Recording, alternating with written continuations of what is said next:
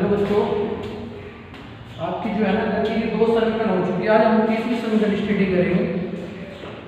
दो समीकरण का डेरिवेशन आपका हो चुका था। आज गति की तृतीय समीकरण हम डिस्कस करते हैं। एक बार थोड़ा सा रिवाइज करा दूं मैं आपको। ये जो नजर आ रहा है वेग समय ग्राफ है आपका, वीटी ग्राफ आप पढ़ चुके हैं।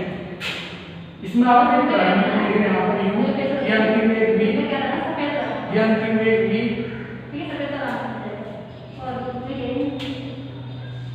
ये अंतिम वेग v है आपका, ये प्रारंभिक वेग u हो गया। अब अगर हम गति की तृतीय समीकरण डिस्कस करते हैं तो अगर हम यूज कर रहे हैं v स्क्वायर बराबर u स्क्वायर प्लस 2s, तो सबसे पहले हमें इसमें डिस्कस करनी पड़ेगी दूरी। दूरी आपने पहले भी काउंट करी, लेकिन अब दूरी काउंट करने के लिए हम क्या करेंगे, एरिया तो आपको इसी ग्राफ का निकालना है, लेकिन मेथड चेंज हो जाएगा आपको। कि आपको नजर आ रहा होगा कि ये आपका जो है एक समलंब चतुर्भुज है। तो सबसे पहले हम क्या करेंगे, इसमें ए के द्वारा दी गई आकृति का क्षेत्रफल निकालना है समलंब चतुर्भुज का क्षेत्रफल। समलंब चतुर्भुज का क्षेत्रफल आप निकालेंगे।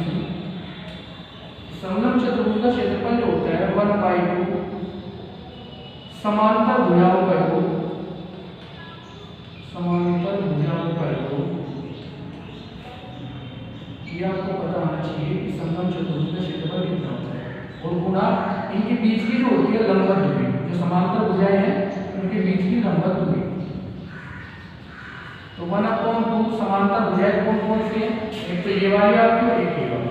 नाम ए बी ई ओ ए, ये समलंब चतुर्भुज हो गया आपका। और इसमें जो है आपकी ओ ए समांतर किसके बीच, तो मींस ओ ए प्लस बी ई, और इनके बीच की जो लंबवत दूरी है वो होगी आपकी ए सी मल्टीप्लाई ए सी। क्लियर बच्चों। अब इसमें क्या करेंगे, वैल्यू पुट करेंगे 1/2। ओ ए की वैल्यू कितनी है, ओ ए की वैल्यू है आपकी u प्लस बी ई की वैल्यू कितनी है आपकी, बी ई है आपका v मल्टीप्लाई ए सी की वैल्यू है आपकी t। यहाँ तक तो किसी को कोई प्रॉब्लम नहीं होगी कि s की वैल्यू निकल के आ गई आपकी। ठीक है, इससे आगे हम देखते हैं कि s equal to u plus v multiply t। ये t की जगह आप इसे ac ही रख सकते हैं। अगर मुझे ac की वैल्यू निकालनी है, ac किसके बराबर हो सकता है, ठीक है, आप t रख दो। इस समीकरण नंबर 1 का यूज करेंगे t के मान के लिए, समीकरण 1 का यूज करते हैं हम। इक्वेशन में जो आपकी है v बराबर u प्लस a, और यहाँ से अगर t की वैल्यू निकालो तो t इक्वल हो जाएगा v minus u upon a। इस वैल्यू को मैं यहाँ पर कर दूंगा, तो ये s इक्वल टू निकल कर आएगी 1/2 u plus v, v plus u है तो v प्लस u, और multiply v minus u upon a। तो s इक्वल टू हो गया। अगर इनकी मल्टीप्लाई आप करते हैं a प्लस b, तो a माइनस b का फॉर्मूला आपने स्टडी किया होगा, फिर हो जाएगा आपका v square minus u square upon 2। तो v square minus u square equal to 2as, और v स्क्वायर इक्वल टू हो गया आपका u स्क्वायर प्लस 2as। तो बच्चों हम ऐसे निकालने में आपकी गति की तीसरी समीकरण। तो ये जो हम समीकरण स्टडी कर रहे थे बच्चों, ये हमने समीकरण स्टडी करी है किसके द्वारा, ये हमारा है ग्राफीय विधि के द्वारा। ये आपकी ग्राफीय विधि के द्वारा थी। अभी हम जो इक्वेशन का जो डेरिवेशन है वो हम जो स्टडी करेंगे अभी, वो स्टडी करेंगे आपको समाकलन और अवकलन विधि के द्वारा। ठीक है, समाकलन अवकलन आपको निकालना आना चाहिए, तभी आप जो है कर पाओगे, बिना उसके हो नहीं पाना है। ठीक है, तो समाकलन अवकलन की मैंने जाने बेसिक और मैथ की क्लास आपकी डाल रखी है, आप वहाँ से जाना समाकलन और अवकलन कर सकते हैं। समाकलन और अवकलन की आपको जो है बेसिक और मैथ की क्लास आपकी डाली जा चुकी है। ठीक है, तो अब हम जो डेरिवेशन करेंगे वो डेरिवेशन होंगे आपका गति की समीकरण का डेरिवेशन होगा समाकलन तथा अवकलन विधि के द्वारा।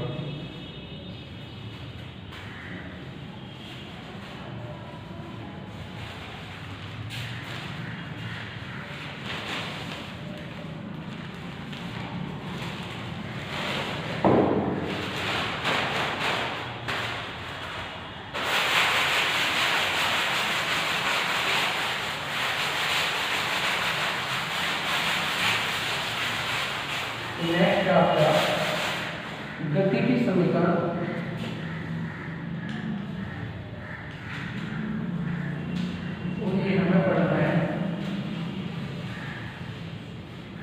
समाकलन विधि से।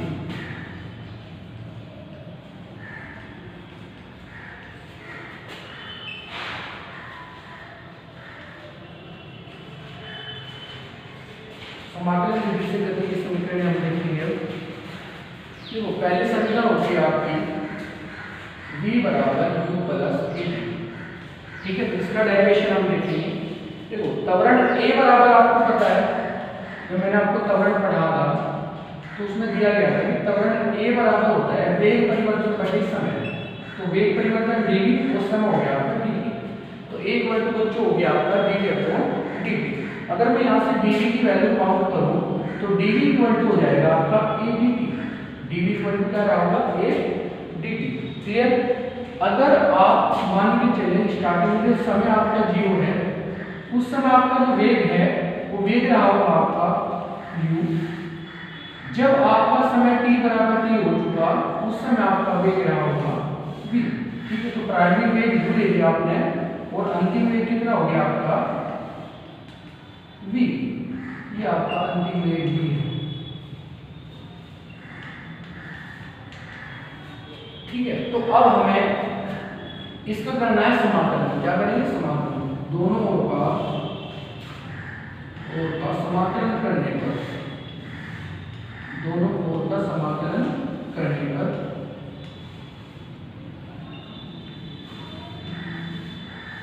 तो समाकलन करते हैं, लिमिट हो जाएगी आपकी u से v dv इक्वल टू, और समाकलन 0 समय था t तक जाएंगे a d। समाकलन के लिए आप बेसिक मैथ की क्लास आप ले सकते हैं, इसमें दलील भी आपकी देखना। तो u से v dv इक्वल टू 0 से t a dt। अब dv का समाकलन v हो गया और लिमिट हो गया आपकी u से v इक्वल टू dt का समाकलन करेंगे यहाँ बच्चों, देखो 0 से t और dt दोनों समाकलन का वैसे यहाँ पे आपको पता है कि अगर वो समाकलन को dx लिखा है तो x हो जाएगा। अगर लिमिट a से b है तो आप अगर लिमिट लेंगे यहाँ से a से b तो सबसे पहले ऊपर का लिखेंगे, फिर माइनस लगा देंगे, फिर इससे आपको समाकलन समझ में आ जाएगा। तो सेम प्रोसीजर की अब b की जगह b रखो और b की जगह u रखेंगे, तो b minus u equal to a dt का समाकलन की लिमिट 0 से t, तो v minus u equal to a bracket में t माइनस 0। तो v माइनस u बराबर a b और v बराबर हो गया आपका u प्लस a b।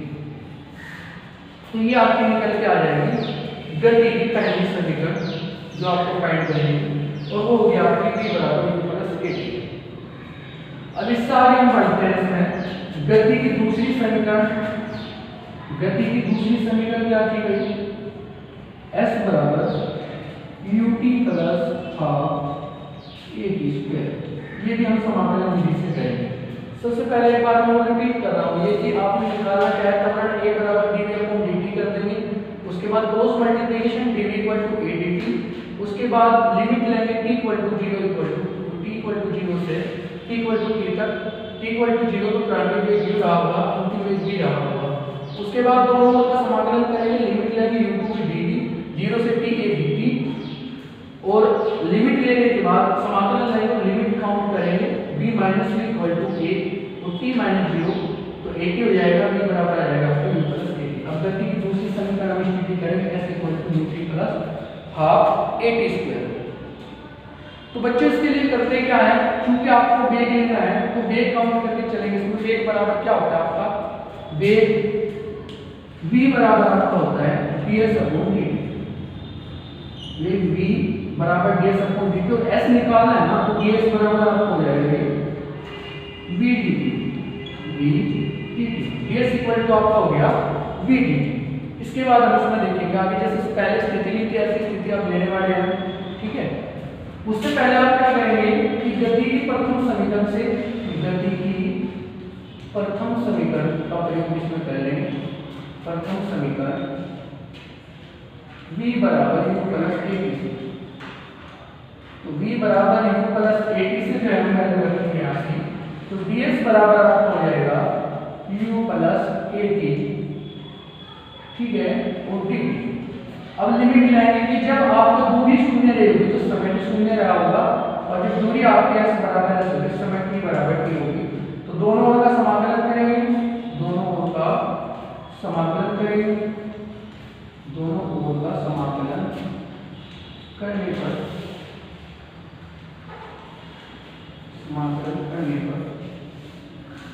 जैसे आप समाकलन करोगे तो हो जाएगा 0 से s ds 0 से t u प्लस kt और dt।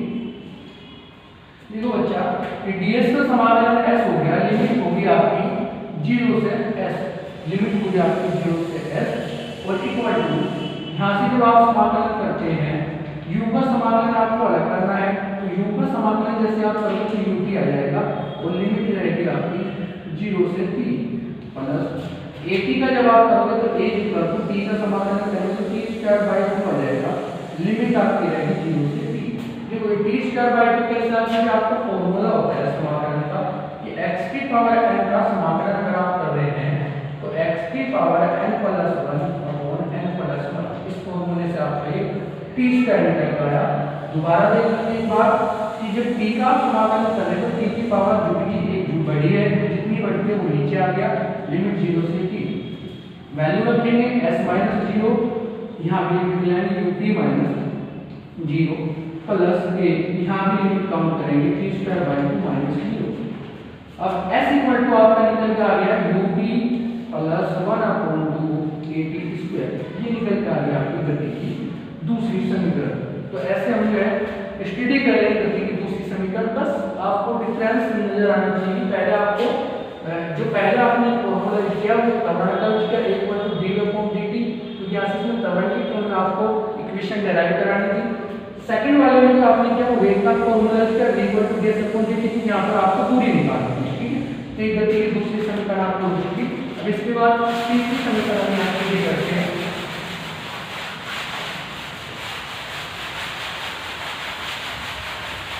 गति की तीसरी समीकरण आप यहाँ देखेंगे नंबर 3, गति की तीसरी समीकरण v स्क्वायर बराबर होती है u स्क्वायर प्लस 2as, ठीक है भाई। तो इसके बाद आप इसमें त्वरण भी लाना है और दूरी भी लानी है, तो फॉर्मूला ऐसा चाहिए कि इसमें त्वरण भी हो दूरी भी हो, ठीक है। तो सबसे पहले तो हम त्वरण का सूत्र लगा लें कि त्वरण a बराबर होता है क्या है, a बराबर होता है आपका dv/dt। अब एक बच्चा मैं इसमें ds में कन्वर्ट करूंगा इसे, तो a इक्वल टू dv/ds लिख दिया मैंने इसे और मल्टीप्लाई कर दी फिर ds के ऊपर और अपॉन में dt, मीनिंग ये है ds से ds काट लो dv/dt आ जाएगा। ये क्या इसलिए वो समझेंगे, ds/dt क्या होता है आपका, ds/dt होता है आपका वेग, क्या होता है आपका वेग, चूंकि v बराबर होता है ds/dt, इसलिए ये आपका हो जाएगा a बराबर v dv/ds, v dv/ds। Clear है भाई, इसमें तो कोई प्रॉब्लम नहीं रही होगी आपको, ठीक है। क्रॉस मल्टीप्लिकेशन जैसे पहले से करते आ रहे a ds equal to v dv। अब इसके बाद हम क्या करेंगे, इसमें जैसे पहले समाकलन करेंगे तो दोनों का समाकलन करेंगे, वो लिमिट कैसे लेंगे कि जब आपका वेग v इक्वल टू u है आपका प्रारंभिक वेग, तो दूरी आपकी 0 थी और जब v बराबर आपका u हो गया, सॉरी v हो गया होगा, तो उस समय आपकी दूरी s बराबर s होगी, ठीक है। तो दोनों ओर का समाकलन करेंगे हम, दोनों ओर का समाकलन करने पर, दोनों ओर का समाकलन करने पर,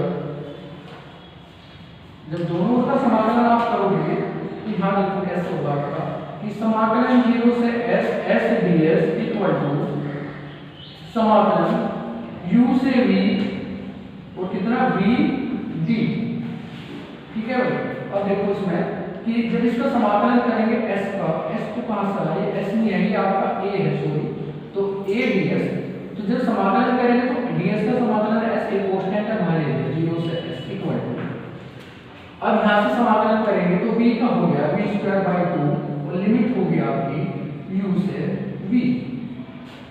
अब यहां से क्या करते हैं, आप वैल्यू रखेंगे तो s minus 0 equal to limit लेंगे यहाँ पे v square by 2 minus u square by 2, एक बार v रखेंगे एक बार u रखेंगे, ठीक है। तो as इक्वल टू 1/2 ब्रैकेट में v square minus u square, अब क्रॉस मल्टीप्लिकेशन जैसे आप करते हो तो 2as equal to v square minus v square आपका निकल के आ गया, v स्क्वायर को इधर ले जाओ तो ये हो जाएगा आपका v square equal to v स्क्वायर प्लस 2as। ये आपकी गति की तीसरी समीकरण आपके सामने है। ठीक है, बड़ी इजी है, अगर आप इजी तरीके से समझोगे तो बड़ी इजी है। ठीक है, फॉर्मूला आपको देखना है यहाँ से कि आपको a और s में वैल्यू चाहिए तो फॉर्मूला की तरह a equal to d/dt, ds में वैल्यू चाहिए, s में वैल्यू चाहिए तो मैंने क्या करा d/ds किया, ds/dt बनाया, उसके बाद ds/dt आपका v बन के आ गया और फिर v यहाँ गया तो v dt/ds तो क्रॉस मल्टीप्लिकेशन किया, लिमिट ली, समाकलन किया और आपके सामने वैल्यू निकल के आ गई। ये गति की तीसरी समीकरण है, सही बच्चे नोट कर लेंगे इसे।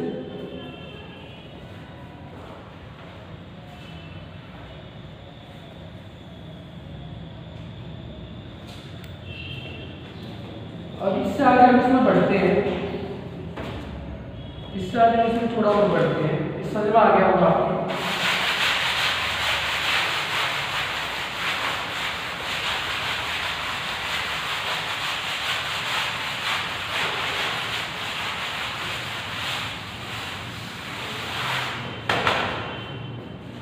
इसके बाद इसमें आगे चलते हैं और आगे इसमें आता है कि वस्तु द्वारा nवें सेकंड में चली गई दूरी, वस्तु द्वारा nवें सेकंड में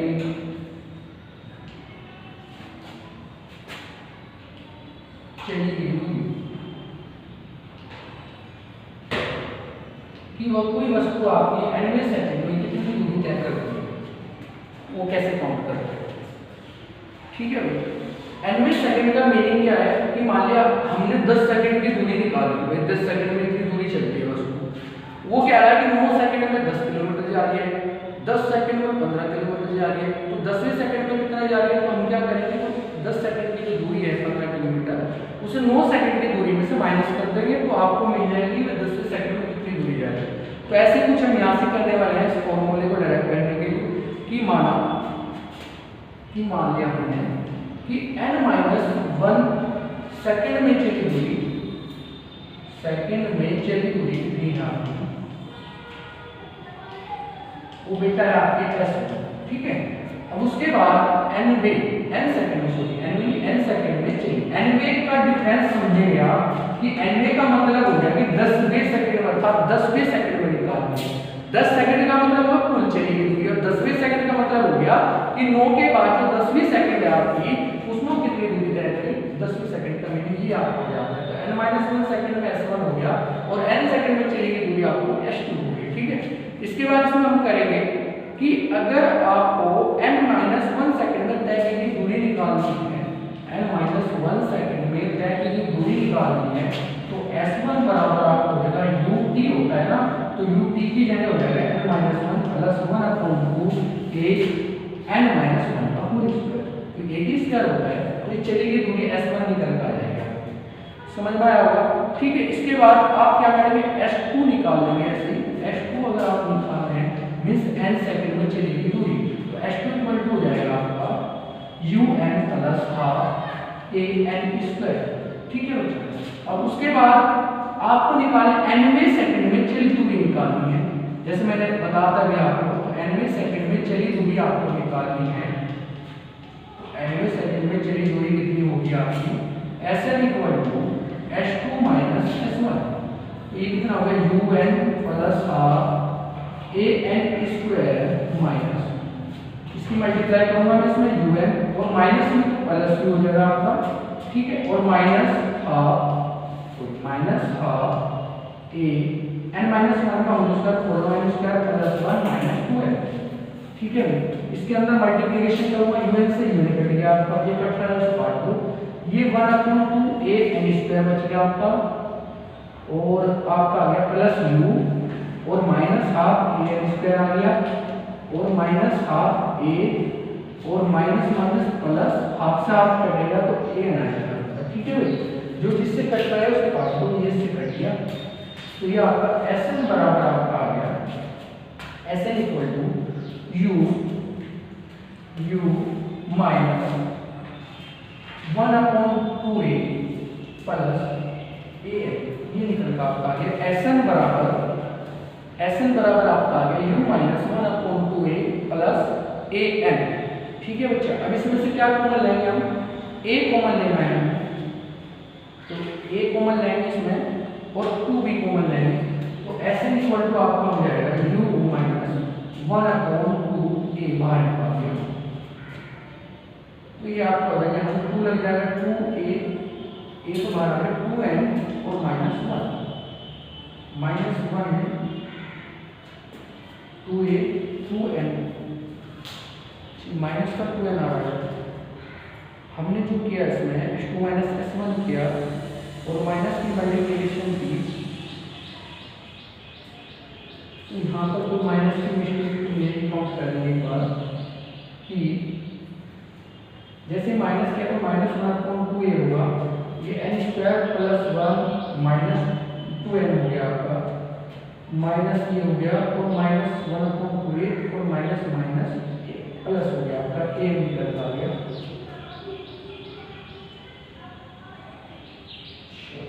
और यहाँ से कितना था आपका un प्लस 1/2an² और ये आपका माइनस un और ये हो गया आपका माइनस में प्लस भी हो गया, ये आपका -1/2a हो गया, तो जो कटा है इससे कट गया, ये u minus 1/2a 2n minus 1।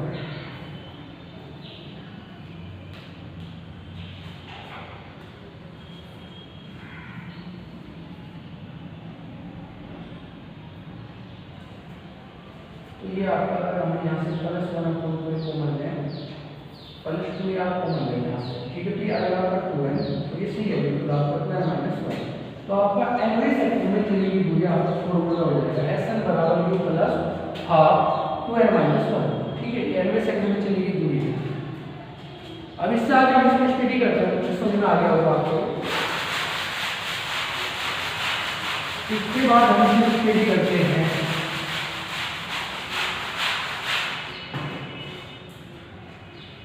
कि यदि कोई वस्तु गुरुत्व के अंतर्गत गति की स्थिति करते हैं, तो वस्तु गुरुत्व के अंतर्गत गति करनी है, गुरुत्व के अंतर्गत गति इसकी बात करते हैं। गुरुत्व के अंतर्गत गति की अगर मैं बात करता हूँ आपसे, ठीक है, तो इसमें कुछ पॉइंट चेंज होते हैं। यदि वस्तु ऊर्ध्वाधर ऊपर की ओर जा रही है, ऊपर की ओर फेंक रहे हैं, ऊपर की ओर फेंकी जाती है, ये ध्यान रखना ऊर्ध्वाधर फेंकी जाती है। तो दो केस होंगे इसमें, एक ऊपर की ओर एक नीचे, तो तब S बराबर तो हम h ले लेते हैं, a बराबर आपको लंब के त्वरण -g और आपका, तो पहली समीकरण क्या हो जाएगी आपके बच्चों, ये फर्स्ट पॉइंट ले लिया नंबर 1, तो उसमें पहली समीकरण आपको होगी v बराबर u माइनस g, दूसरी समीकरण आपको हो जाएगी h equal to ut minus half gt square, और तीसरी समीकरण आपकी हो जाती है v square equal to u square minus 2gh। Clear बच्चा? ठीक है, अगर वस्तु नीचे की ओर फेंकी जा रही है, तो ऐसे आप लिख लीजिए इसमें नीचे की ओर फेंकी जा रही है, तो तब उस स्थिति में क्या करेंगे, a equal two plus g count करेंगे और सबसे मिलेगा, तो फॉर्मूला हो जाएगा आपका v equal to u plus gt, second आपका आएगा h equal to ut plus half gt square, और थर्ड आपका हो जाएगा v square equal to u square plus 2gh। तो बच्चे ये आपके फॉर्मूले से जहाँ काउंट हो जाएंगे, तो मींस अप्रोक्सीमेटली आपका चैप्टर पूरा हो गया सरल रेखा में गति। आप इसे स्टडी करेंगे तो न्यूमेरिकल आपको करा दिए जाएंगे इससे आपके क्वेश्चन। तो आज के लिए इतना ही। अगर वीडियो अच्छी लगे तो वीडियो को लाइक करें, शेयर करें, चैनल को सब्सक्राइब करें, अदर स्टूडेंट्स को सेंड करें, इस चैनल को सब्सक्राइब करें और इन वीडियो लेक्चर का फायदा उठा सकें। थैंक यू, धन्यवाद।